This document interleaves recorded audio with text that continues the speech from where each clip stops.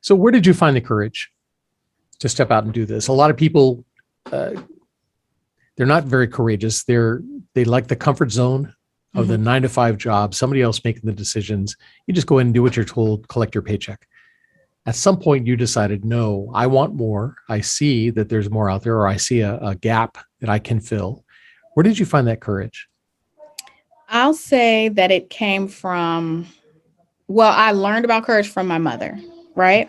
So she was an African-American woman in the military who ended up becoming a sergeant in the military. Nice. So if you think about, and she was in the military for 20 years before she retired.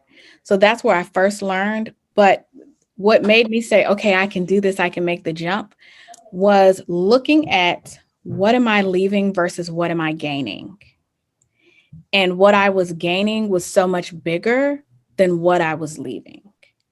Very cool. And then is there a type of courage that you had to find to go out there? There's different types. We talk about on the program, we talk about intellectual courage, being able to be open-minded enough to learn new things, right? And constantly seek out new ways of doing things. Set aside any long-held beliefs to make room for that new knowledge. There's disciplined courage, to have a plan and be able to stick to that plan, even if things go wrong, even if you fail or fall down, you know how to stick with that. Empathetic courage, social courage, moral courage, all these different things. Is there one that you think is most important?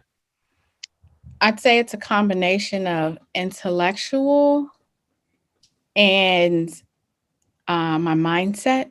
Okay. And discipline.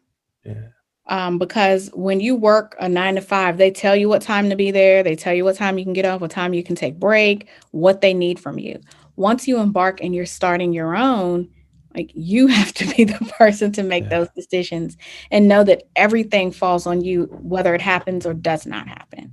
Yeah. And intellectually, I've always been one who's open for criticism, right? Some people are, I hate to say the word sensitive, but that's what it is. Sure. Some people are sensitive. Absolutely it is. Right. Yeah. And I haven't been one that's sensitive. I welcome criticism because I'm saying to myself, what's going to make me better? Tell me how I can fix this. Tell me what to do. What don't you like about this?